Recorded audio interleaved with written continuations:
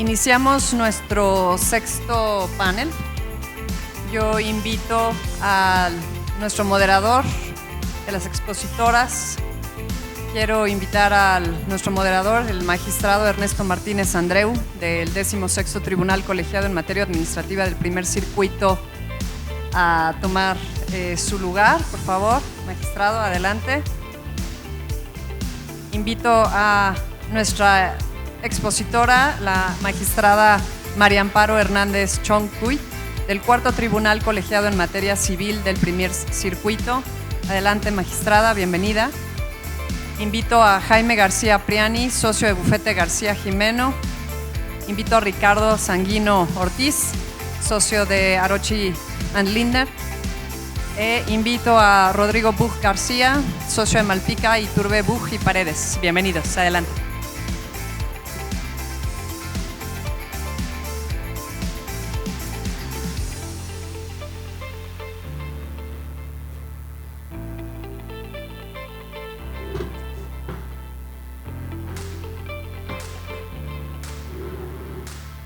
En lo que se acomodan nuestros panelistas, voy a ir dando algunas notas biográficas. El magistrado Ernesto Martínez Andreu, él estudió Derecho en la Escuela Libre de Derecho. Él cuenta con el grado de especialista en Administración de Justicia en Juzgados de Distrito por el Instituto de la Judicatura Federal. Él es maestro en Administración Pública y Política Pública por el Instituto Tecnológico de Estudios Superiores de Monterrey, el TEC de Monterrey, y él ingresó al Poder Judicial de la Federación en agosto de 1993 como oficial judicial del Juzgado Tercero de Distrito en materia administrativa en el Distrito Federal. Él fue también oficial judicial y actuario judicial del Juzgado Séptimo en materia administrativa en el Distrito Federal. Fue juez primero de distrito en el estado de San Luis Potosí y actualmente es magistrado del 16º Tribunal Colegiado en Materia Administrativa del Primer Circuito.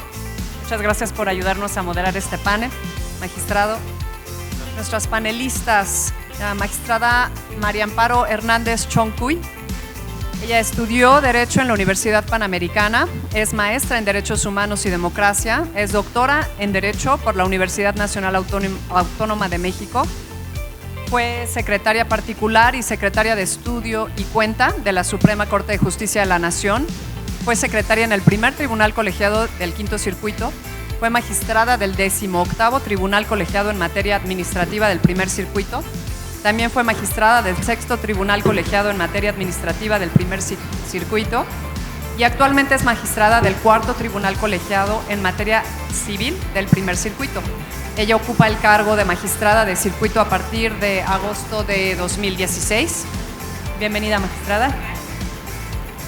Jaime García Priani, él estudió Derecho en la Escuela Libre de Derecho, cuenta con estudios de posgrado en la misma escuela en Derecho Internacional Privado, Comercio Internacional y Arbitraje Comercial, y es socio en Bufete García Jimeno con especialidad en litigio en Derecho Civil y Mercantil. Bienvenido.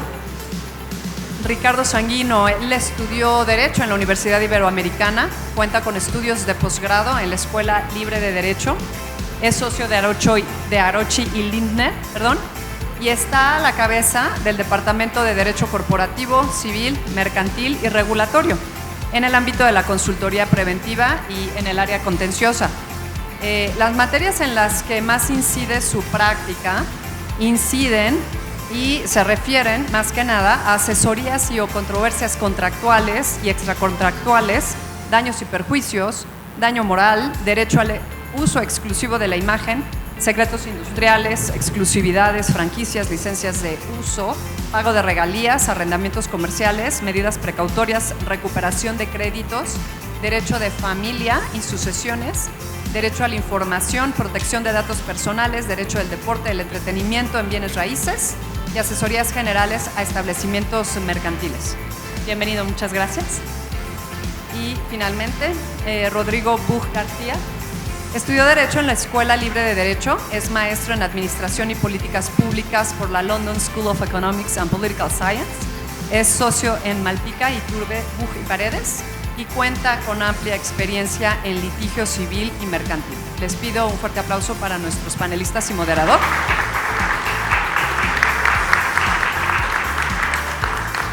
Y yo le dejo la palabra al magistrado Ernesto Martínez Andreu. Gracias. Muchas gracias. Muchas gracias a todos ustedes por estar aquí después ya de una hasta ahora larga, interesante jornada. Pues para mí es un gran honor, un gran placer poder estar compartiendo, moderando esta panel de discusión con todos ustedes.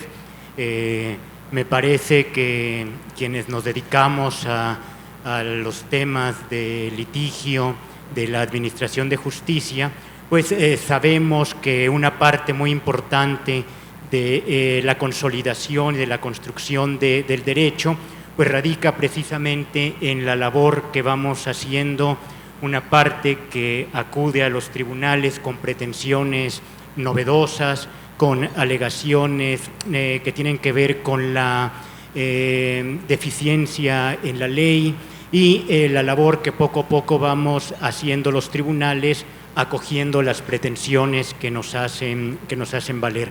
De manera que, pues, qué mejor que estemos en este panel, la magistrada María Amparo Choncuy, con ustedes que tienen tanta experiencia en el litigio.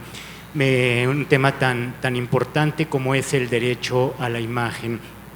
Sin mayor preámbulo, me gustaría darle la palabra en primer lugar a la magistrada María Amparo Hernández para que pueda empezar a platicar de este tema.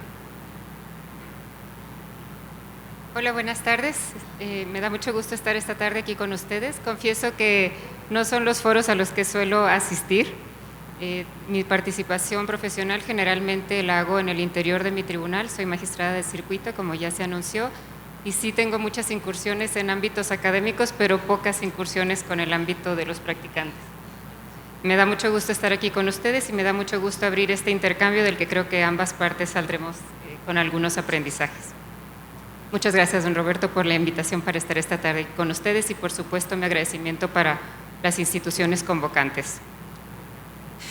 Cuando me dijeron que viniera a hablar de estos temas, de estos dos casos que resolví y además el caso de Toyota, debo confesar también que tuve muchas dudas de venirlo a hacer y más cuando supe con quiénes compartiría el espacio. Son los dos casos, el caso de Gael García y el caso de Ingrid Coronado, son dos casos que conozco bien, los conozco con pleno conocimiento de causa, me tocó ser juez de esos dos casos, no así con el caso de Toyota, del que también pues, les referiré lo que puedo decirles, con la salvedad de que no existen los engroses, que es como le llamamos a las sentencias definitivas todavía, de modo que es poco lo que se puede, pues sin sentencia en mano, decir acerca de ese caso. Vengo con el ánimo de explicarles las razones de la decisión, explicarles un poco cómo fue que llegamos a esos problemas, más que con el ánimo de defender mi postura, aunque en lo personal hasta hoy sigo convencida de lo que decidimos. A ver, estamos centrados en el caso del derecho a la imagen. Me gusta mucho que en la mesa anterior ya hayan hablado de estas conexiones entre la actividad publicitaria y las conexiones que tiene con el derecho, porque precisamente en ese marco creo que se presentan estos litigios. Son litigios que, no los tres, pero sí el caso de Gael y el caso de Toyota, iniciados a propósito de actividades publicitarias. El caso de Ingrid Coronado no era una actividad propiamente publicitaria, sino el contenido editorial de una revista del medio del espectáculo, pero sin duda, bueno, aunque era un artículo en la… Ay, estoy hablando muy bajito. ¿Sí? Va.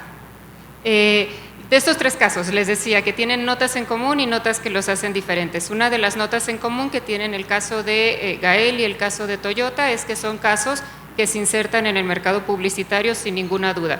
Formas en las que se hizo publicidad, que eventualmente fue publicidad, que despertó muy interesantes litigios acerca de la ilegalidad de esa publicidad. El caso de Ingrid Coronado es un caso de ella en contra de una revista del medio del espectáculo. No es propiamente un caso de publicidad, si es lícita o ilícita, sino de los contenidos editoriales de una revista de circulación amplia, pero no obstante tampoco podemos negar que en esas publicaciones hay una connotación de mercadeo también muy importante, muy similar a los problemas que presentan los casos publicitarios. Y otra de las cuestiones que identifican a los casos, aunque también con algunas diferencias, es que en los primeros casos que platicábamos, insisto, el caso de Gael y el caso de Ingrid, eran casos en los que claramente el problema se insertaba en el derecho a la imagen, a la reproducción de fotografías, a la reproducción de videos, y el caso Toyota tiene unas pequeñas diferencias que creo, para no entrar ahorita en Honduras, vale nada más hacer notar que esas pequeñas diferencias pueden convertirse en grandes diferencias al momento de tomar la decisión. En ese caso se trataba de una imitación del personaje de Ricardo Arjona y se trataba de una melodía de su composición a la que se le había cambiado la letra con fines de convertirlo en una melodía, en una canción publicitaria. Entonces, con esas diferencias y con esos asegúnes les quiero comentar estos casos. Son casos sumamente largos, las partes que los patrocinaron seguramente les pueden explicar mejor que yo cómo fue que se tardaron tantísimos años. Nosotros los conocimos en el tribunal ya ni siquiera recuerdo cuántas ocasiones, creo que fueron 2 o 3 veces las veces que llegaba el litigio y se regresaba y llegaba y se regresaba, y por más que uno hubiera querido terminar de resolver el asunto en la primera vez que se aparecía, eran tantos y tantos y tantos los problemas jurídicos que despertaban esos litigios que era imposible resolverlos de un solo jalón. Uno de esos temas, no lo recuerdo bien, pero seguramente ustedes lo van a recordar mejor que yo, pensaba ahora que escuchaba a los del panel anterior, quién era responsable de esa publicidad, quién tenía que responder. Y en esta lógica que comentaban ahorita, si el cliente o la agencia, también se presentaban problemas acerca de quién tendría que haber respondido. Yo no me quiero meter ahorita con ese tema, nosotros los abogados en procesal le llamamos la legitimación pasiva, quién era la parte a la que teníamos que demandar, pero ciertamente ese también es un tema muy interesante. Yo me quiero concentrar aquí en 2 de los temas que creo que son centrales en estos casos y que los atraviesan a los 3. El primero es el uso de las imágenes, en este caso, de celebridades. ¿Cuándo era legal y por qué no fue legal en estos casos usar esas imágenes? En el caso de Gael, no sé si conocen los detalles, muy resumidamente, era una campaña publicitaria de Johnny Walker, en la que creo recordar que la campaña se llamaba Caminando con Gigantes. La verdad es que estaba muy bonita como producto publicitario, a mí se me hacía muy bonita esa campaña, muy inspiradora. No solo aparecía él, era una serie de una campaña con distintos personajes respecto de los que se hablaba de ellos como personajes inspiradores o mexicanos ejemplares, y en uno de estos se usaban la imagen de esta celebridad tanto en fotografías como en fotografías de revista, como en videos, como en pedacería de películas y ya no recuerdo bien los detalles, pero era como un collage de distintos tipos y fuentes de imágenes. En el caso de Toyota, ya lo comenté, y en el caso de Ingrid, insisto, no era un caso exactamente publicitario, pero también se usaba su imagen, muchas de sus imágenes eran muchas fotografías en un artículo de la revista, donde además tenía un ingrediente importante que era la invasión a su privacidad. No me voy a meter ahorita con el tema de la invasión a la privacidad, me voy a quedar exclusivamente con el tema de por qué se juzgó que fue ilícito el uso de esas imágenes. Y la razón en realidad creo que es muy sencilla y se resume en una sola palabra. Esa publicidad se juzgó ilícita porque no se había conseguido la autorización, y en esa palabra resumo la respuesta, la autorización de las celebridades para que su imagen fuera reproducida en estos medios publicitarios. Habiendo la autorización de por medio, creo que nos hubiéramos ahorrado cualquier cantidad de discusiones, litigios y gastos en los que incurrieron todas las partes vinculadas con estos litigios. ¿Qué se necesitaba para que fuera lícito? A juicio de todos los tribunales que intervenimos, y en esto, aunque tenemos diferencias en algunos de los tratamientos que la Corte dio en la primera sala o que dimos nosotros o que han dado otros tribunales colegiados y del fuero común, la nota que sí corre como línea transversal común en todos estos juicios es autorización. Usar la imagen de otra persona lícitamente, en este caso en las campañas publicitarias, pasa por tener la autorización de la persona a la que se va a incluir en la publicidad. Había ahí otro debate latente que creo yo no se dieron las condiciones para darlo, como en lo personal creo que hubiera sido sumamente dar, que es el derecho a citar, aunque aquí parezca que el derecho a citar no cabe porque estamos hablando de imágenes. Con esto a lo que me quiero referir es a que la legislación en México prevé como regla general el tener la autorización de la persona a la que de cuya imagen vas a reproducir, en este caso porque estamos hablando de imágenes. Si estuviéramos hablando de textos estaríamos en la misma hipótesis. ¿Quieres reproducir un texto? Consiga el permiso. Pero hay un artículo en la legislación autoral en la que se establecen una serie de excepciones de cuándo puedes usar, en este caso, insisto, estamos hablando de una imagen, sin tener que recabar esa autorización. Ese me parece que hubiera sido un gran debate. Me parece que el caso, particularmente el caso de Gael García, presentaba la oportunidad de abrir esa discusión que yo lamento que no hayamos podido dar ante la forma en la que se fueron presentando las cuestiones, las problemáticas en la materia del litigio, porque lo que pasaba en ese video, en ese audiovisual publicitario, era en una parte, que no en todo, por eso también creo que no hubiera alcanzado ese tema para resolver todo el juicio. En una parte, en vez de citar, aparecía la leyenda crestomatía. Esto estoy tomando una imagen que tomé a su vez de otra fuente.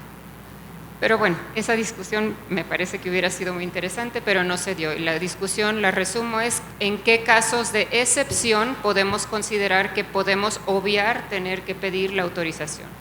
Esa discusión no se dio, entonces nos regresamos a que en estos tres casos la línea transversal fue, insisto, faltó recabar autorización de las personas, de las celebridades involucradas en cada uno de estos tres litigios. El caso de Arjona lo pongo como una nota aparte y me gustaría que ya hubiera estado publicado el engrose para estas fechas, pero todavía no lo está, porque creo que se presenta otro grado de dificultad distinto, porque en el caso de él no se utilizó propiamente su imagen o una fotografía de él. En ese caso lo que se discutiera la legalidad, o si también para el caso de imitadores, lo que se tenía era un imitador y un muy buen imitador. Si el imitador tenía... Si también para presentar imitadores tendríamos que recabar este requisito de la autorización. Hasta lo poco que sabemos, porque no hay engrose, insisto, la decisión se inclinó porque también en ese caso hay que recabar la autorización. Sin embargo, creo que el tema más complicado, más allá de esto, de la autorización, y no porque la autorización no sea complicada, yo me imagino que a las agencias de publicidad y a todas las personas en el mundo del marketing tampoco es como que muy fácil andar consiguiendo las autorizaciones de ciertas celebridades para ciertos productos publicitarios, pero me refiero al grado de dificultad en técnica como abogados en el litigio. Para nosotros creo que el tema más complicado resultó no decidir si estos elementos publicitarios o estos contenidos editoriales eran lícitos o ilícitos, porque, insisto, eso era una discusión relativamente sencilla desde ese punto de vista, sino cuál era la consecuencia de eso, cómo eso se iba a resarcir, cómo eso se iba a indemnizar, cómo ese ilícito se iba a neutralizar en la esfera jurídica y patrimonial de la celebridad retratada. Y aquí entramos en uno de los puntos que fue también en su momento muy discutido, creo yo que a estas alturas superado, es en si el derecho a la imagen está regulado o comprendido por la legislación autoral en México o si es una temática aparte. Y esta pregunta, que parecería una pregunta teórica o de salón de clases y que podemos ponernos a platicar si sí es, si no es, si los derechos de personalidad son autorales, si son creativos, si no son creativos, parecería muy abstracta, pero en la práctica resultaba ser una pregunta en una parte muy importante, definitoria de cómo se iban a terminar decidiendo los casos.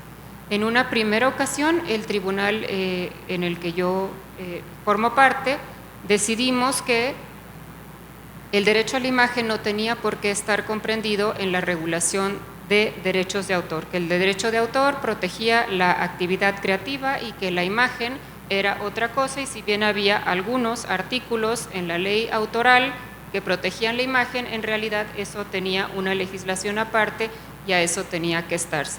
Y quiero decirlo porque en eso me revocaron. Entonces eso que les digo ya nada más es para el anecdotario. La Corte dijo que no. Pero lo que sí quiero aprovechar esto es para decirles que En México, aunque no sé si se valore y si se tenga muy presente, sí creo y estoy convencida de que tenemos una buena legislación en los derechos de la personalidad. Tenemos una buena legislación en materia de la protección de la imagen, particularmente en la legislación local de la Ciudad de México, y decir que lo considerábamos aplicables vis a vis la legislación autoral, creo yo que no era absolutamente nada en demérito de la mejor protección del derecho a la imagen, y en mi apreciación creo que le hacíamos pues no un favor, pero sí optimizábamos la protección al derecho a la imagen, reconociéndole que era un derecho de personalidad con un tratamiento aparte. Insisto, la Corte en esa parte nos revocó la resolución y la Corte reiteró una línea jurisprudencial que ha sostenido hasta ese momento en criterios aislados que conocíamos pero no compartíamos, corroborando y confirmando que para ellos, desde el punto de vista de la línea jurisprudencial, a la que no le añadió razonamiento, simplemente reiteró lo que ya había dicho, lo calificó como una cuestión que sí estaba dentro del marco de la ley autoral. Ahora, ¿por qué estar o no en el marco de la ley autoral resultaba tan importante? Porque, y aquí empieza la parte más complicada del problema, porque la ley autoral establece una regla para las ciertas indemnizaciones para cuando hay violaciones a la ley autoral. Y es una regla que está prevista en el hoy artículo 216 bis de la ley autoral, que es un artículo que resulta, creo yo, para la parte que se siente afectada por una publicación que juzga ilícita, que considera que es ilícita, resulta sumamente atractivo, porque trae una importante y generosa, diría yo, forma de cuantificar las indemnizaciones por este tipo de ilícitos. Establece de entrada un piso mínimo de pagar o de indemnizar a la persona respecto de la cual la imagen fue ilícitamente divulgada, un 40%, aquí lo estoy leyendo, 40% del precio de venta al público del producto original o de la prestación original. Esto es, empieza con una indemnización que aún en su parte más baja es muy buena porque es un 40% y además, probatoriamente hablando, releva de prueba. O sea, para acceder al 40% ya ni siquiera necesitas ofrecer un caudal probatorio y andar juntando pruebas o peritajes o alguna cuestión similar para acceder a ese 40%. Eso hace, me parece, en mi apreciación personal, muy atractivo estar en la ley autoral porque está esta idea de que si estamos con el derecho a la imagen considerándolo una cuestión autoral, tendremos acceso a que las indemnizaciones se cuantifiquen conforme a esta regla. Esto a su vez suscitó muchos otros problemas, desde el punto de vista tanto de la constitucionalidad de este artículo, que la Corte ha juzgado constitucional en algunos precedentes, pero olvidémonos de los problemas de constitucionalidad que pudieran ser muy abstractos y quedémonos con los problemas más sencillos de qué significa precio de venta al público, y aquí viene la pregunta, del producto original o de la prestación original, y se convierte en un artículo sumamente complicado de aplicar en la vida diaria, en la práctica judicial. Un caso antes resuelto por la Corte, antes de que resolviera los nuestros, hablaba, para salir un poco de esta cancha y que vean que pasa en otras latitudes también distintas al derecho a la imagen. No sé si lo conozcan, es un caso de una discoteca que estaba aquí por Las Lomas, que no pagaban regalías o derechos de autor a las personas, a los músicos cuya música se reproducía en la biblioteca, dije yo, como siempre ando en bibliotecas, en la discoteca. Un litigio también larguísimo y eventualmente llega a la Corte y la discusión es otra vez, ese es el 40% sobre qué, o sea, no hay duda de que el 40% es el piso mínimo. La pregunta es, ¿cuál es la base? O sea, ¿vamos a tomar en cuenta lo que se pagó por el cover? ¿Vamos a tomar en cuenta todos los ingresos que se generaron en esa noche o en esas noches en la discoteca? ¿Vamos a tomar en cuenta los covers, las bebidas, los alimentos?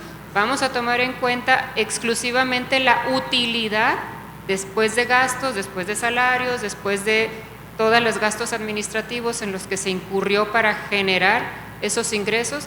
Y es toda una discusión. Y la Corte en ese asunto creo que nos dio poca luz porque al final tenemos una sentencia con 3 votos, 1 concurrente, 2 particulares, en los que al final no quedó claro que juzgaron que el 216, que es el que estamos viendo en pantalla, era constitucional. Lo que no quedó claro es el 40% de qué, de cuál es el producto original, cuál es el servicio original, porque es muy difícil en las actuales formas en las que socializamos, en las actuales formas en las que consumimos imágenes, música o lo que ustedes quieran, poder encontrar un referente que sea, este es el producto original. Ese fue el problema al que nos enfrentamos en el tribunal cuando tratamos de resolver el problema de, ok, el uso de estas imágenes fue ilícito, pero ahora cómo se indemniza o con cuánto hay que indemnizar, en el caso nuestro, al señor Gael García y a la señora Ingrid Coronado.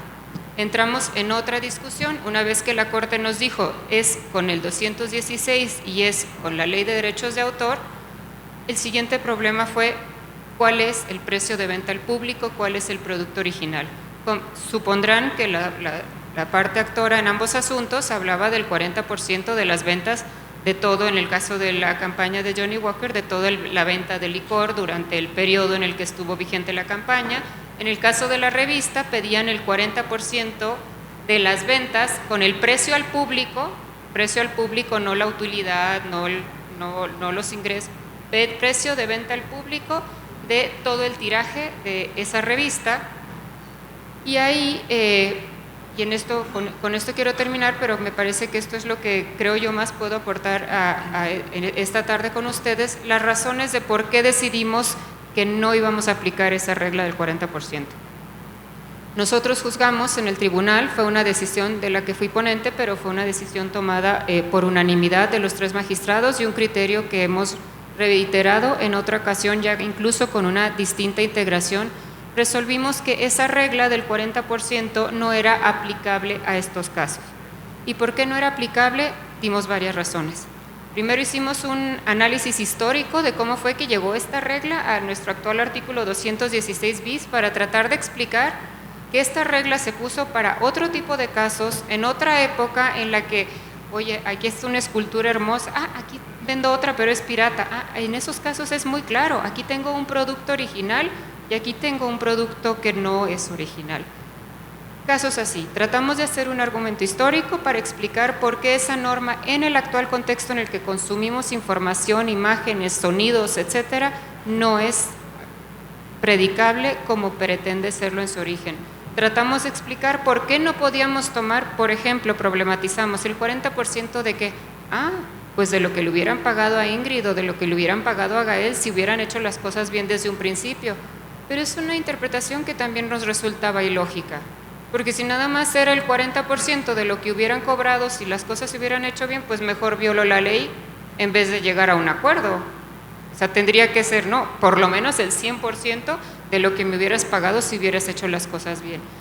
Y cada vez que cambiábamos la base y cada vez que le poníamos una base diferente, llegábamos a conclusiones que parecían ilógicas o insensatas, y al final, después de intentarlo, creímos que ni la finalidad de la norma, ni el origen de la norma, ni una interpretación sistemática de una norma, ni siquiera bajo la luz del derecho a alguna justa reparación, porque salían sumas que parecían, al menos a juicio de nosotros, insensatas, que no se allanaban con la naturaleza indemnizatoria de este tipo de juicios, y al final decidimos, esta regla no funciona. No nos funciona para este tipo de casos, pero tampoco pasa nada, porque la misma legislación establece que cuando no se pueda con ese 40%, no pasa nada, te vas a audiencia de peritos y que sean los expertos en mercado, como por ejemplo lo son muchos de ustedes que están aquí, los expertos en agencias de publicidad en mercadotecnia. Oye, si esto se hubiera hecho bien en su momento, si hubieran pedido permiso a Gael para usar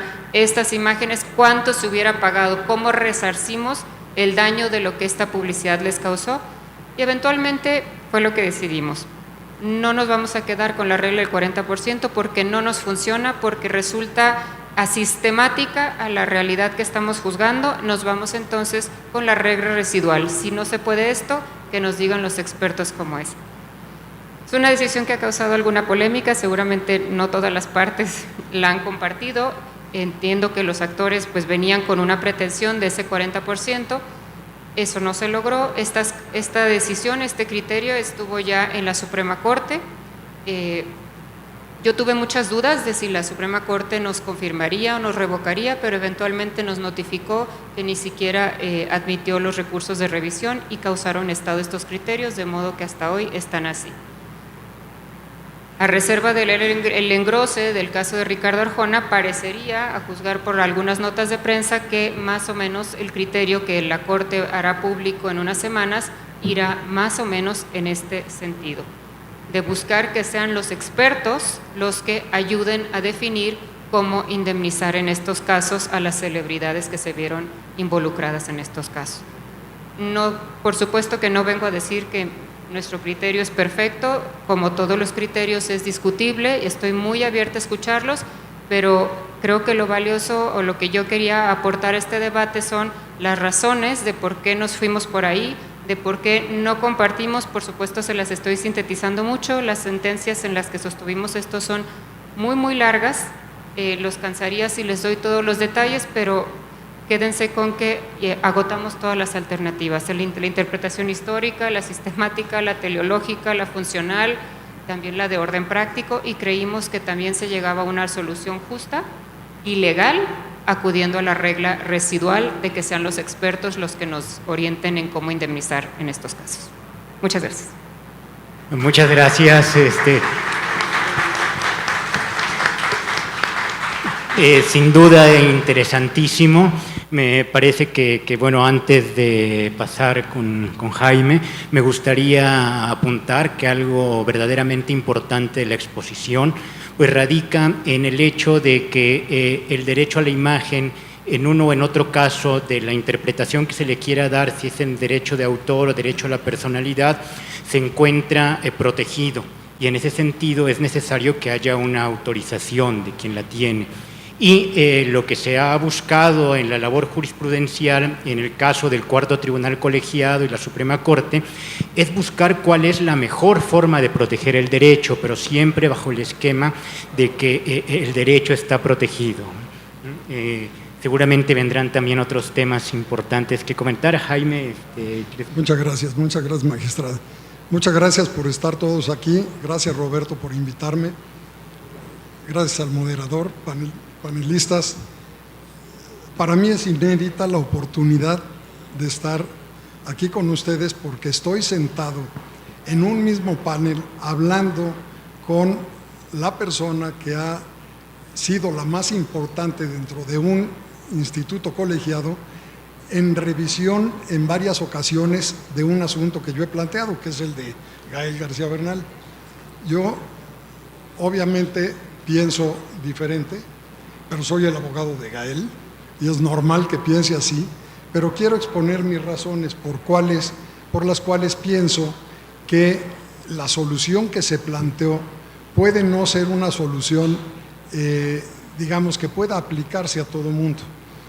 Nosotros hemos estado en este asunto ya por 10 años litigándolo y hemos pasado por todo tipo de experiencias. En 2 ocasiones la acción ha sido rechazada en última instancia, es decir, en colegiados, y resulta que ahora estamos nuevamente vivos, por decirlo de alguna manera, y en ejecución de una última sentencia del colegiado que ordena al Tribunal Inferior que dicte una nueva resolución y que cumpla con determinado tipo de parámetros, que es, en el caso de Gael García Bernal, que es un actor que vive de su imagen, que se le pague lo que en el momento de la infracción se le debió haber pagado de forma actualizada, y con esto cumplir con el principio de una reparación proporcional, equitativa del daño que se le generó. A mí esto me suscita muchas dudas. En primer lugar, yo veo que personalmente no encuentro motivo, comprendo los argumentos y demás, pero no encuentro motivo por el cual no se nos aplica la primera porción del artículo 216 bis. Y se nos dice que en el caso del derecho a la imagen no existe producto original y entonces no se puede aplicar el porcentaje y se debe ir a un juicio a una determinación judicial con apoyo en peritos. Y me pregunto, los peritos, ¿qué van a determinar? Lo que, en el caso de mi defendido, lo que él hubiera cobrado en aquel entonces yo debo acreditar lo que hubiera cobrado. Pero vamos a suponer que mi defendido no fuera un actor que vive de la imagen, sino cualquiera de nosotros que estamos aquí, que no somos actores, que sin embargo estamos protegidos por la ley autoral porque todo mundo tenemos derecho a nuestra imagen. Y entonces resulta que me viene a ver a mí como abogado una persona que no es ni famoso, ni conocido, ni nada de esto, y dice, ¿sabe qué? Usaron mi imagen, como en el caso de Gael también, por paparazzis, y anunciaron, hace rato vi que se había presentado aquí un muy interesante el panel, en donde se habló de un producto que se llama Ex-Lax, que es un laxante. Y entonces a mí se me ocurre, como publicista, decir, pues ¿sabes qué? Vamos a utilizar, aquella persona tiene cara de constipada, vamos a usar esto, vamos a usar a esta persona para anunciar Ex-Lax. Y entonces resulta que la compañía de Ex-Lax, que es una compañía poderosa, que tiene dinero, que se puede defender, toma la decisión, no le preguntes, no le pidas su opinión, vamos a usar su imagen. Y después de 10 años, que es lo que llevamos nosotros litigando, y apenas estamos entrando en ejecución, después de 10 años, si me ganó, le voy a pagar lo que la señora con cara constipada o el señor con cara constipado hubieran cobrado de haberse prestado a anunciar este producto. Y va ahora a juicio de peritos, y los peritos ¿qué van a decir? Oye, yo creo que la primera pregunta, ¿te hubieras tú prestado a anunciar este tipo de producto o no te hubieras prestado? Obviamente la gran mayoría de nosotros no nos hubiéramos prestado a eso. ¿Cómo se va a medir entonces el daño? ¿Cómo va a determinar un perito cuánto hubiera cobrado cualquier persona que va circulando para anunciar algo vergonzoso? O sea, el producto en sí mismo no es vergonzoso, es vergonzosa la necesidad, no la queremos estar publicitando. Entonces, ¿cómo podemos crear o llegar a una regla general en donde lo que se va a pagar es eso? En el caso particular de mi cliente, en aquel entonces él no tenía pensado, ni él ni Diego Luna, que es un caso paralelo que también manejo yo y que fue igualito en cuanto al uso de su imagen, por paparazzis, por sus fotografías, que algunas públicas y todo eso, en la misma campaña, y se les utiliza, y en aquel entonces ellos no tenían la intención de anunciar bebidas alcohólicas, porque querían presentar una imagen, digamos, ejemplar frente a los jóvenes mexicanos, y los meten a fuerza en una campaña para anunciar una bebida alcohólica. Bueno, entonces entramos aquí. Ahora el perito, ¿qué va a decir? ¿Cuánto hubieras cobrado? ¿Cómo voy a determinar o cómo va a determinar el perito cuánto debía haber cobrado Gael García Bernal, o en el otro caso Diego Luna, si es que llegamos a la misma solución? ¿Cuánto debía haber cobrado si ni siquiera tenían intención de anunciar una bebida alcohólica? Por eso yo disiento, con todo respeto, y creo que el artículo para mí era claro de aplicación. Yo entendía como producto original el whisky vendido y todas las interpretaciones que vienen desde los antecedentes de la creación de este artículo 216 y todo, tienen por supuesto fundamento, pero en aquel entonces cuando se hicieron estos artículos, lo único que se pensó es en un ejemplo que es muy sencillo, era simplemente hay un producto legal y hay otro producto pirata, y entonces se tiene que aplicar este porcentaje, pero no se previó esto, y la verdad es que sí se presta a las interpretaciones que ahorita estamos cruzando aquí. Me parece muy interesante y le agradezco apertura en su opinión. Para mí es algo de verdad, es una experiencia, y eso que ya con los años que tengo, ya las cosas nuevas usualmente ya no me pasan, ¿no?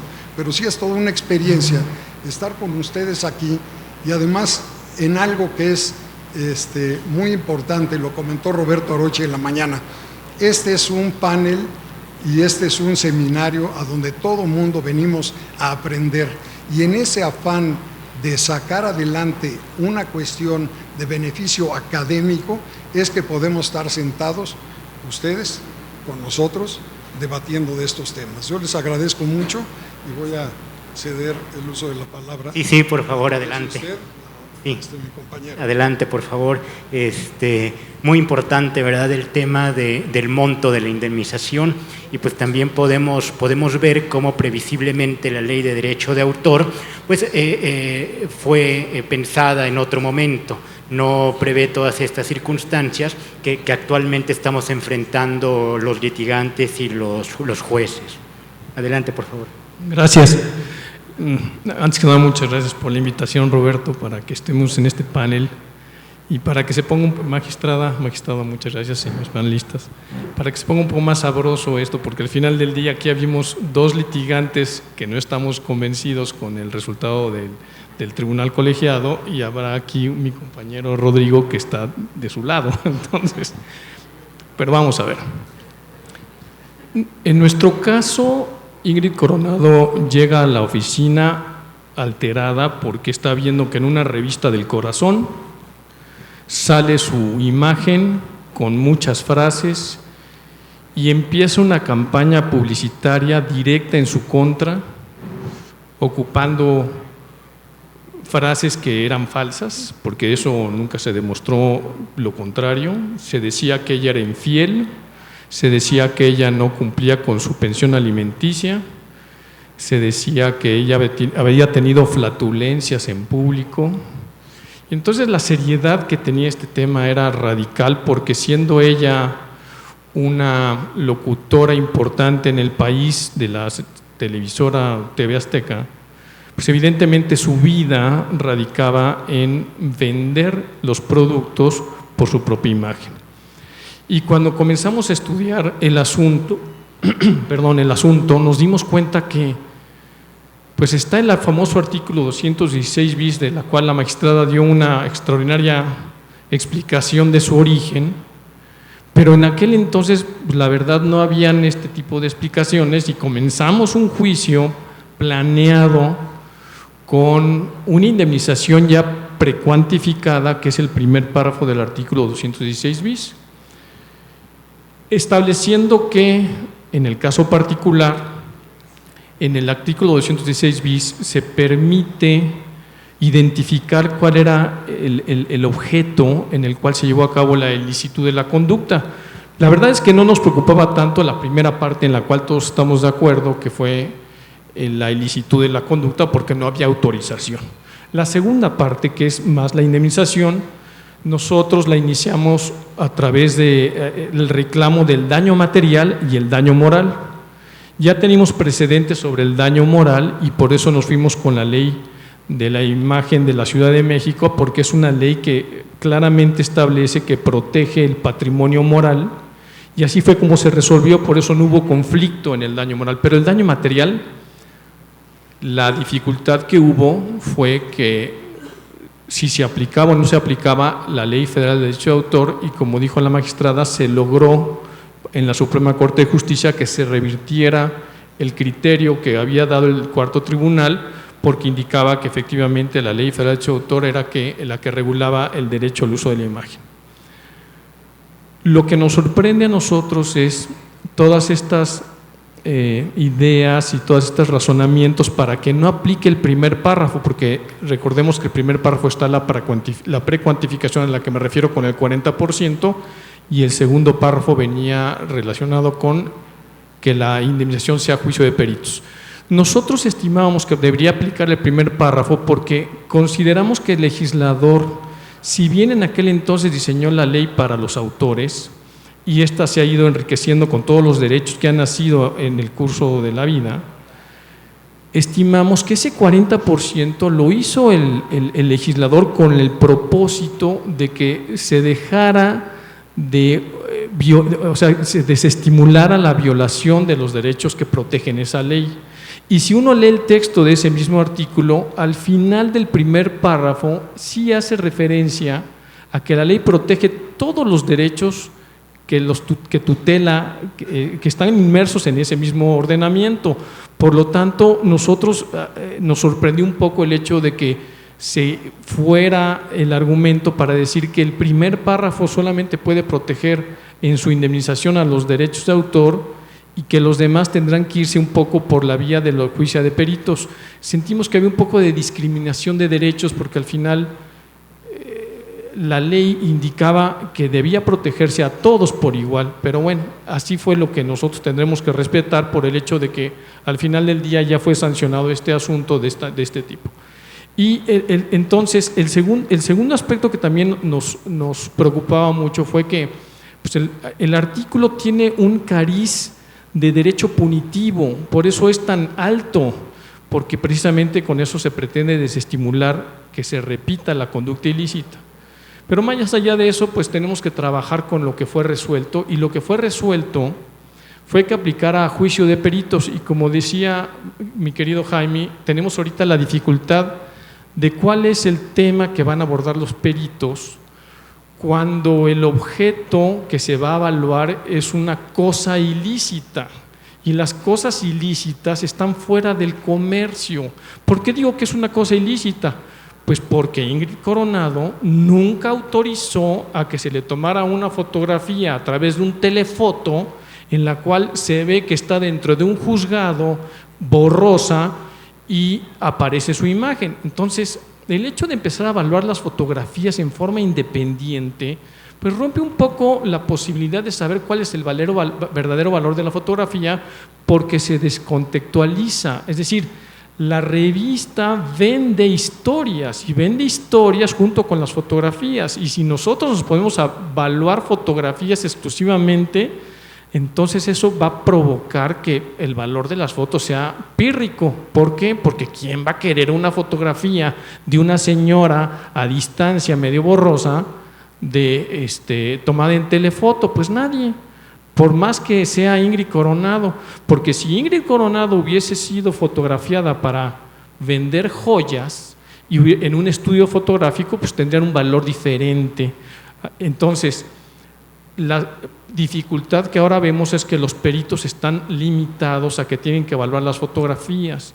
Y otro punto que nos sorprendió es que además se establecieron lineamientos para la evaluación de las fotografías, y esos lineamientos consistieron en que se tienen que tomar el número de fotografías, o sea, cuántas fotografías son para que se puedan valorar o evaluar, y después se dice que si las fotografías son repetidas, se tomará como una sola fotografía, y nosotros consideramos que ese lineamiento también es contrario a derecho, porque la revista, si bien repitió alguna de las fotografías, pues vendió la revista y sacó su provecho, y en esa medida ese lineamiento pues afecta al hecho de que quien dispone de la imagen es Ingrid Coronado, y ella no dio autorización, y si lo hubiese dado, pues evidentemente hubiera cobrado por cada vez que hubiese sido fotografiada. Y finalmente también se establece como lineamiento el que si ella aparece acompañada de otras personas, también tendrá otro valor la fotografía. Entonces, eso nos dice que se segmentó demasiado la fotografía de la propia revista, porque evidentemente las historias eran relacionadas con Ingrid Coronado, y eso es lo que le captaba al lector la atención para poder comprar esa revista. Ingrid Coronado fue retratada en más de 25 revistas, o sea, distintos ejemplares en distintos momentos. Ingrid Coronado estuvo en este medio por más de 1 año y medio. ¿Y eso qué hizo? Pues que fue acabando poco a poco la imagen hasta reventarla, y ahora nadie la contrataba por todo lo que salió publicado ahí. Y eso es lo que quiero que se entienda, que ahora en el juicio de peritos, cuando se establecen lineamientos para limitar los montos todavía más, pues causa mucha dificultad, porque la indemnización único que va a provocar es que a la otra, Habrá un paparazzi que estará sacando fotografías a diestra y siniestra, sabiendo que el valor de las fotografías y la dimensión va a ser muy pequeña. Y eso contradice un poco el hecho de una protección justa y además el desestímulo que se tiene que dar en la ley de federal de derecho de autor para el no uso de esas, o la no comisión de ese tipo de conductas. Y para finalizar, yo considero que en el asunto de Ingrid Coronado sí tiene una connotación muy diferente a los otros dos juicios, porque el nexo causal es muy claro. El nexo causal aquí sí se dio con la propia revista, con el valor de la propia revista, con el número de ejemplares, porque así fue como se fue mellando su propia imagen y sí estaba totalmente identificable el valor que tenía la revista, el número de ejemplares vendidos, porque además la propia parte demandada fue quien lo publicó en redes sociales, porque esa es la forma como vendía los espacios publicitarios. Entonces era muy fácil y con elementos muy objetivos conocer cuál era el valor de la indemnización si hubiese sido aplicado el artículo 216 bis. Pero bueno, ese no fue el tema y yo quiero agradecer a la magistrada que nos haya explicado. A mí me da mucha tranquilidad que haya habido un estudio tan acucioso y tan profundo. Y no es fácil estar viendo cuál puede ser la base. Yo entiendo que aquí hay incluso hasta diferencias en las circunstancias, pero lo que sí quiero dejar claro es que en el caso de Ingrid Coronado la afectación fue muy alta, los ingresos, afortunadamente ahorita que estamos en las pruebas periciales, porque no sabíamos ni qué materia se iba a ocupar para la evaluación de una fotografía en estas circunstancias, la parte contraria ofreció una prueba pericial en materia contable, nosotros ofrecimos una prueba pericial en materia de mercadotecnia y de imagen pública, quizá un poco más sabiendo cómo está el tema de las revistas, y afortunadamente el perito tercero en discordia, que ahorita está caminando en ese tema, ha solicitado que para que se dé cumplimiento a un lineamiento que sí estoy de acuerdo, que también dictó el cuarto tribunal colegiado, es que se aprecie la preponderancia económica y que tiene Ingrid Coronado al momento en que fue publicada. Entonces está pidiendo mucha información relacionada con los ingresos que tenía Ingrid Coronado, con los contratos que tuvo en ese momento, para entonces determinar cuál podría ser el valor de las fotografías si hubiese sido autorizada, aunque lo veo difícil, porque ¿quién va a autorizar algo para que le fotografíen para acabar su propia imagen? Pues yo creo que nadie, pero bueno, esos son los lineamientos que son los que se están tratando de llevar y esperemos que el perito tercero en discordia sea suficientemente profundo y nos oriente sobre un posible valor de las fotografías. Y yo agradezco mucho nuevamente la invitación. Muchas gracias. Muchas gracias. Un tema que tocaste someramente, ¿verdad? Pero que también viene a enriquecer o a dificultar un poco el análisis de este tema, pues es el daño punitivo, ¿verdad? La connotación que pudiera tener el artículo 216 para que alguien que comete una conducta ilícita pues no quede con ganas de volverlo a hacer, ¿verdad? Eso también es otro tema que no se había tocado hasta ahora, que pues podríamos decir relativamente de hace poco tiempo para acá la Suprema Corte ha desarrollado y que bueno, pues también está ahí subyacente a estos temas de reparación. Sí, Rodrigo. Gracias, magistrado, muchas gracias. Gracias, Roberto, por la invitación. A ver, a mí me llama la atención la discusión. Yo como litigante y no necesariamente especialista solo en temas como mis compañeros de derechos de autor, me llama la atención la discusión porque yo veo claros tres temas.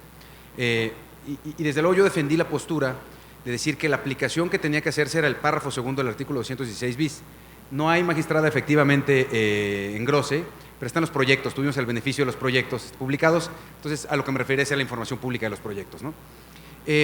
Me llama la atención la discusión porque yo veo la parte punitiva, magistrado, la veo de una manera distinta a la parte indemnizatoria. Como sucede en muchas materias en las que concurre un ilícito, que claramente lo es, ¿no? Aquí no vamos a discutir que sea o no ilícito eso, en las que concurre un ilícito con un tema de reparación de daño. Desde mi punto de vista es clarísimo el artículo 216 bis que lo que busca es una indemnización, es reparatorio. ¿Cómo repararlo? Mis compañeros litigantes, pues sí, presentan múltiples inconvenientes y dificultades a cómo se debe determinar esa indemnización. Pero eso no es solamente en este caso o en esta materia. Cualquier indemnización de daño moral, cualquier indemnización de daño punitivo, de daño consecuencial, implica una importante labor por parte de los peritos y una importante labor probatoria con respecto a qué es lo que se debe de indemnizar. Pero para mí es claro, incluso a la letra de la ley, que lo que busca el artículo 216 es estrictamente indemnizatorio. La magistrada correctamente decía que esto plantea este artículo es atractivo, déjenme decirlo así, ¿no? Es muy atractivo, claro, el decir, oye, bueno, pues voy a ir y voy a hacerme del 40% de las ventas de una armadora de coches. O sea, imagínense nada más lo que eso representa, o de las ventas de whisky, ¿no? Para mí el tema no está en que sea mucho o poco dinero tampoco. Para mí el tema, y es lo que la Corte señala en estos proyectos que se votaron a favor, el tema está en decir es que no hay proporcionalidad. Y la desproporcionalidad no es un tema cuantitativo, es un tema cualitativo.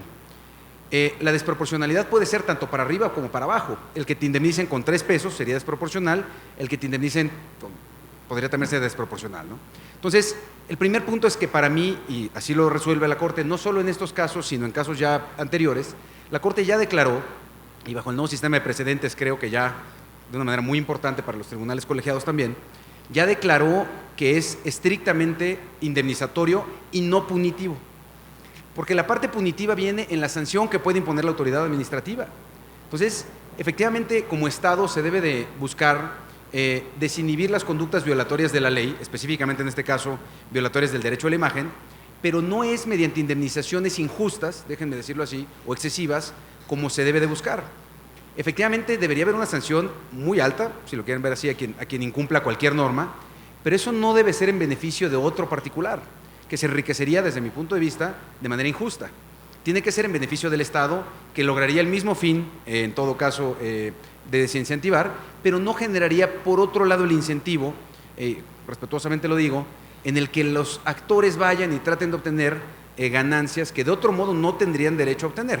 En el caso de un artista, pues difícilmente podría obtener, por más exitoso que sea, el 40% del producto de la venta, además, es decir, del valor neto de unos automóviles o de una empresa que tiene una serie de gastos y tal para producir eso, ¿no?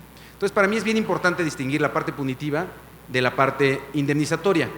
Y también me llama la atención la discusión porque tratamos de meter un poco con calzador estos temas de, no, es que el producto original, si es no sé, la bebida o los automóviles o la revista, con respecto a una fotografía o a el uso de un imitador.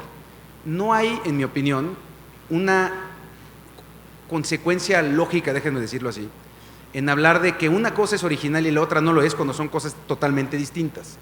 Entonces, considero que es tratar de meter con calzador el decir, oye, no, tenemos que estar en el primer párrafo porque es muy difícil cuantificarlo. Cuando el párrafo segundo ya prevé que cuando eso no es posible, vayamos a juicio de peritos como en cualquier otro caso de indemnización. Entonces, haciendo el símil con otras materias, por ejemplo, lo comentábamos antes de empezar, haciendo el símil con materia de competencia económica, por ejemplo. Oye, también el Estado busca desincentivar que haya prácticas monopólicas absolutas, por poner un ejemplo. Pero no es dándole al afectado por la práctica monopólica absoluta un derecho a una indemnización desproporcional. Es imponiendo multas altísimas, como las que prevé la Ley Federal de Competencia Económica, y por otro lado dándole al particular el derecho a que, declarado que este sea ilícito, pueda ir ante los tribunales especializados a reclamar su indemnización. Entonces, para mí, respetuosamente lo digo, yo desde luego concuerdo con la opinión que se sostuvo en estos dos casos, los utilizamos también nosotros como precedentes para litigar en la Corte, y además me parece que va con la lógica y que va con un sentimiento hasta de justicia con respecto a que debe ser absolutamente indemnizado quien se afectó, pero solamente hasta el monto de su daño, ¿no? Y bueno, eso por lo que va al 216. Y el último tema del caso específico de Toyota, que vale mucho la pena, es que por primera vez la Corte analiza el concepto de look-alike. El concepto de decir, oye, el artículo 86 del derecho a la propia imagen, ¿comprende o no comprende el look-alike? Es decir, si se usa un imitador, ¿es posible que se le sancione o no? Y bueno, la Corte, porque así está en el proyecto publicado y se votó a favor del proyecto, concedió el amparo, diciendo que el look-alike sí debe de estar comprendido dentro del derecho a la imagen. Lo cual para mí, bueno, más allá de discutir ese tema en particular, que creo que daría para muchísimo tema, me parece que es muy importante que en el engrose, ojalá que así sea cuando salga, se tenga el cuidado de que esa determinación de que el lookalike está protegido por la ley del derecho de autor no se utilice como un pretexto para afectar la libertad de expresión. Porque conforme está el proyecto hoy del engrose, posible engrose de la sentencia, cualquier caricatura, hechos de peluche, por poner algunos ejemplos que todos conocemos, Saturday Night Live, este tema de el privilegio de mandar, todas esas cosas en las que claramente se está evocando la imagen de personas conocidas, serían objeto de indemnización. Entonces es muy grave, entiendo yo que el contexto en el que se busca es un tema comercial, pero creo que si no se tienen esos cuidados en el engrose, podría utilizarse ahora esto de una manera en la que se buscaran indemnizaciones y más aún se buscara con esto algún tema de afectación a la libertad de expresión. Y bueno, es todo. Muchas gracias. Muchas gracias. Antes de pasar a una etapa de comentarios, de preguntas y respuestas, pues me gustaría dejar constancia de mi reconocimiento a quienes están integrando el panel, reconocer a la magistrada María Amparo Hernández, que haya venido a platicar aquí de 2 casos resueltos por ella en su tribunal. A veces no es fácil para los juzgadores venir a platicar de un caso propio. También mi reconocimiento a quienes han litigado ante ella por este ejercicio de respeto, de claridad, de honestidad intelectual. Creo que lo que esperamos litigantes y juzgadores es que ejercicios como este, que no se dan frecuentemente, puedan repetirse. Creo que es así como las relaciones entre la barra, los abogados, quienes integramos la judicatura, pues se llegan a fortalecer, a madurar los criterios y a mejorar el orden jurídico, que es lo que todos buscamos. Muchas gracias a todos. Si alguien tiene algún comentario.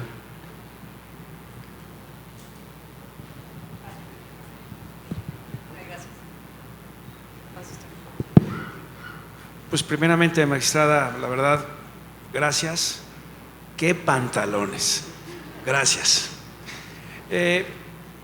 Mis amigos, Jaime, que lo conozco hace 40 años, Ricardo, que es mi socio, Rodrigo, que también lo conozco hace mucho tiempo, a lo mejor no me gustaría comentar sus casos, pero sí a lo mejor recordar casos que yo he vivido. Por ejemplo, el caso del reto Pepsi. El caso de reto Pepsi, donde realmente ahí Coca-Cola demandó al reto Pepsi porque consideraba que había una violación a sus derechos marcarios. Y al final del camino, pues, los tribunales colegiados establecieron pues, que la marca no estaba fija a esa publicidad, y por no estar fija, pues no había una violación, un ilícito para daños y perjuicios. El caso Bondage, donde lo resuelve el ministro Gutiérrez, en donde Sanborns vende los jeans Bondage, que los consideran que eran falsificados, pues también creo que fue interesante porque se resuelve por parte de la primera sala el aspecto de nexo causal. Pero creo que el punto más importante es que realmente Sanborns no vendía, no usaba la marca, sino comercializaba un producto, y por lo tanto no debía de haber esa violación. Y el caso que menciona Rodrigo, pues sí es preocupante, porque si la parodia no cae dentro de la esfera del artículo 6º constitucional, estamos amolados. Entonces es mi comentario general y muchas gracias a todos. Muchas gracias. Atrás hay otra. Adelante. Sí, muchas gracias. Muy buenas tardes. Gracias por sus comentarios. Muy interesante. Yo quisiera más que una pregunta. Pues, ¿me oyen? Mejor, ¿verdad? Gracias. Perfecto. Perdón. Más que una pregunta, es un comentario, y lo veo. Nace este comentario de lo que veo reflejado, de lo que se está platicando aquí, y sobre todo de la manera en que se están resolviendo este tipo de asuntos referentes a indemnizaciones. en este caso, pues bueno, por derechos de imagen. Considero, bueno, yo lo que he visto es que en nuestro país hemos estado, o ha habido una intención de movernos hacia una figura más de daño punitivo en el sentido anglosajón, que como decía Ricardo Sanguino, pues tiene una connotación de desincentivar conductas, que sirva auténticamente como un castigo.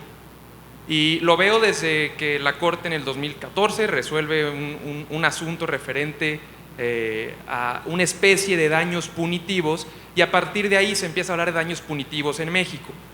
Sin embargo, pues sabemos que ese asunto estaba atado a daño moral, y eso le permitió a la Corte extender la responsabilidad hasta cubrir ese daño moral, es decir, había una amplitud más grande, pero de todos modos, lo que se resuelve ahí siempre quedaba vinculado a que existiese efectivamente ese daño. En ese caso particular que resuelve la Corte, pues, trataba de daño moral, entonces la indemnización podía ser muy alta y podría verse a manera de castigo. Sin embargo, no se termina de resolver. Ahora bien, cuando veo artículos como el 216 bis o el artículo de la Ley Federal de Protección a la Propiedad Industrial, no recuerdo el número, que habla parecido de este 40%, veo una intención, una tendencia del legislador a mutar a ese daño punitivo en el sentido anglosajón. ¿Qué pasa en este tipo de casos? 40%, claro, como mencionaba uno de los panelistas, puede sonar excesivo, inequitativo, pero eso refleja la intención de que funja como un verdadero castigo, algo que desincentive la conducta.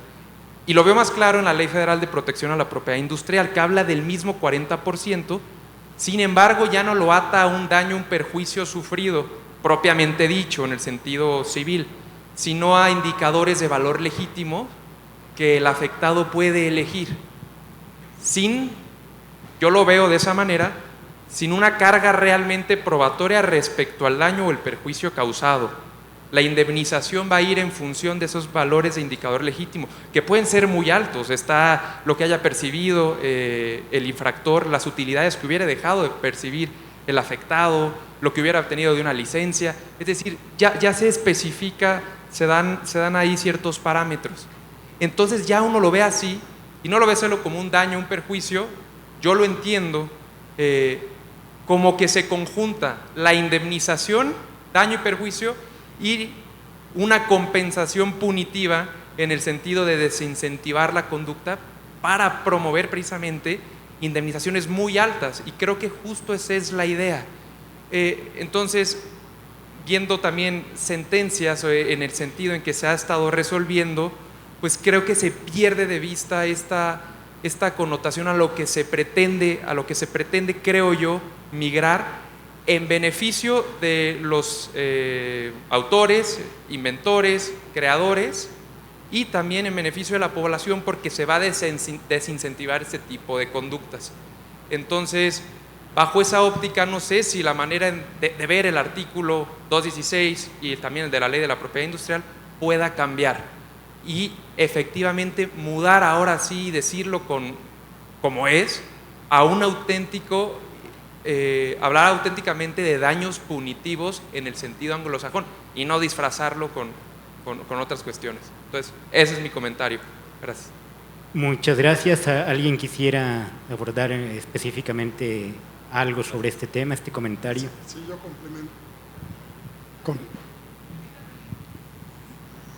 Complementando la opinión aquí del abogado, que realmente pareció más ser otro panelista con lo que está diciendo, pero yo quiero referirme a dos cosas.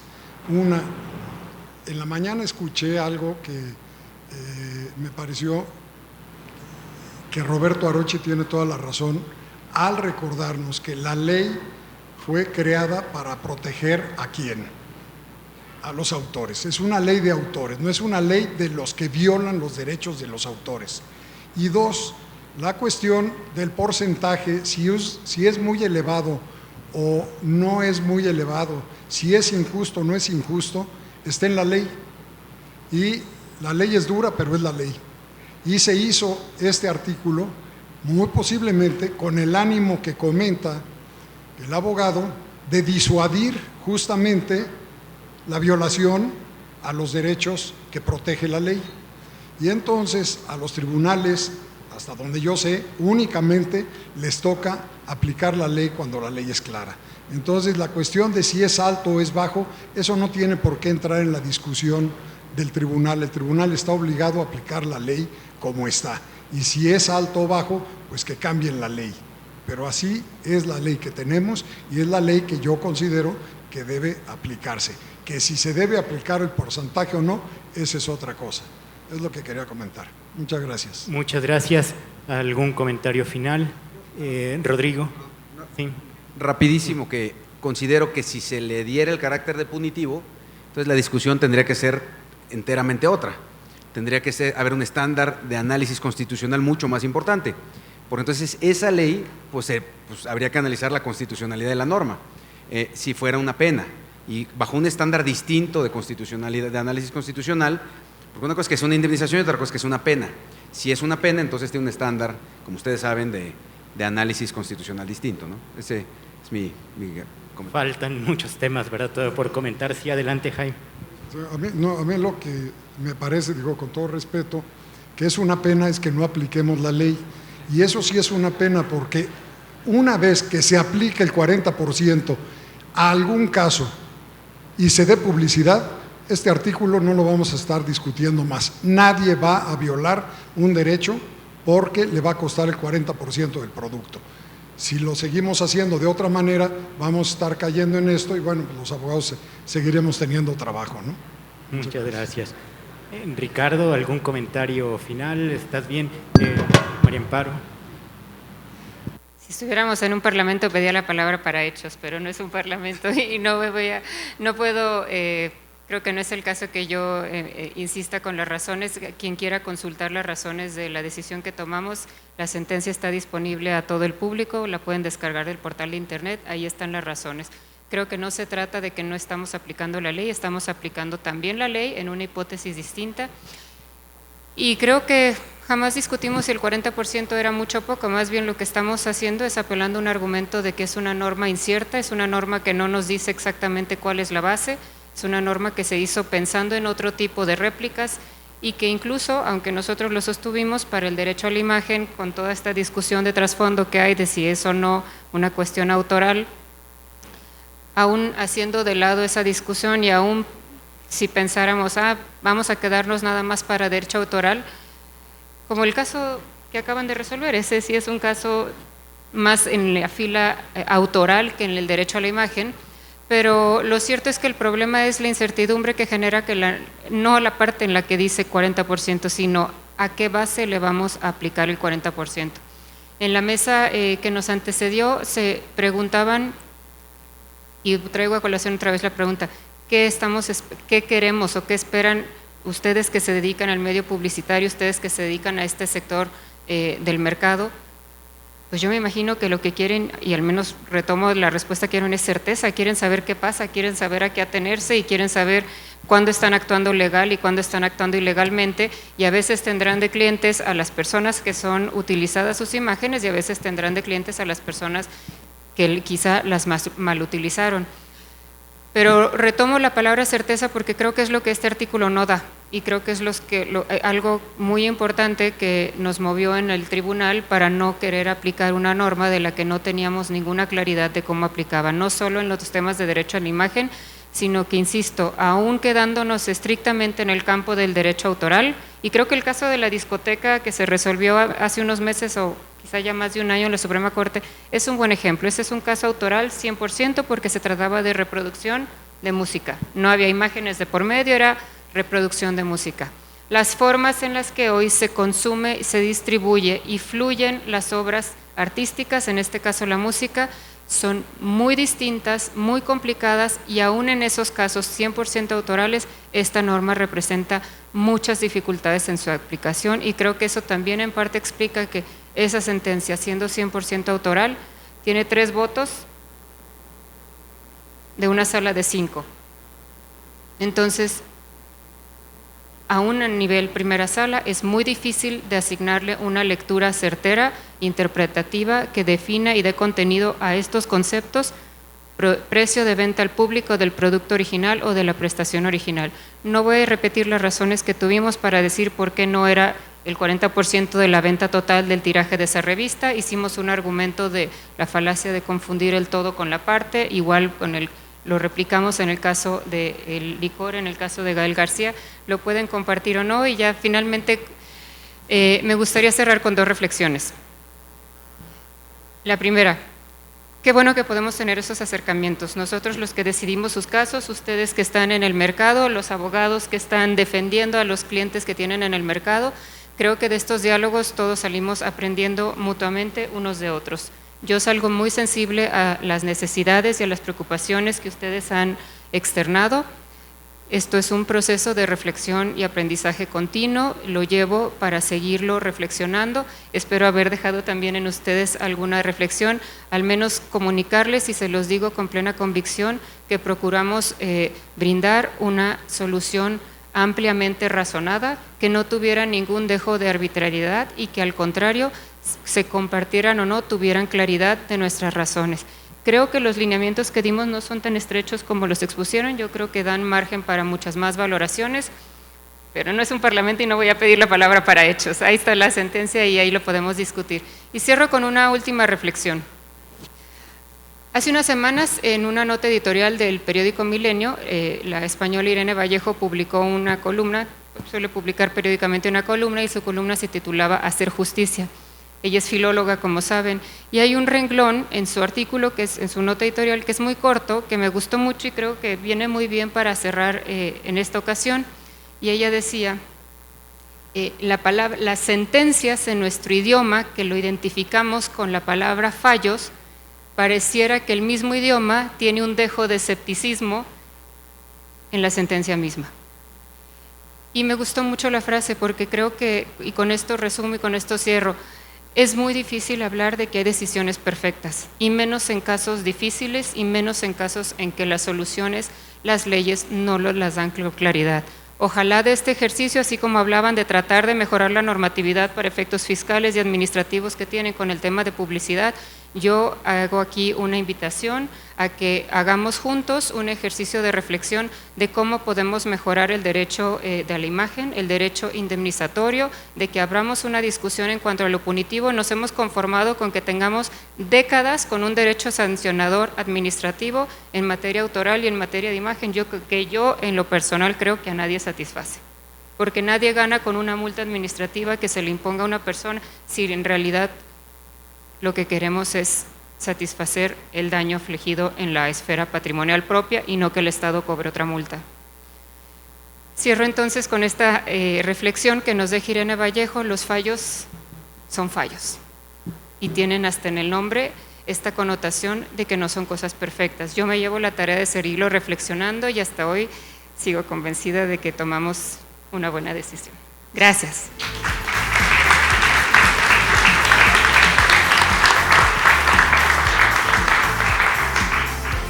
Agradecemos a nuestro moderador y a nuestros panelistas haber tenido esta discusión tan interesante sobre los casos sobre uso de imagen de Gael García, Ingrid Coronado y Toyota Ton ante la Suprema Corte de Justicia de la Nación. Los invito a tomar sus asientos, por favor, continuar con nosotros.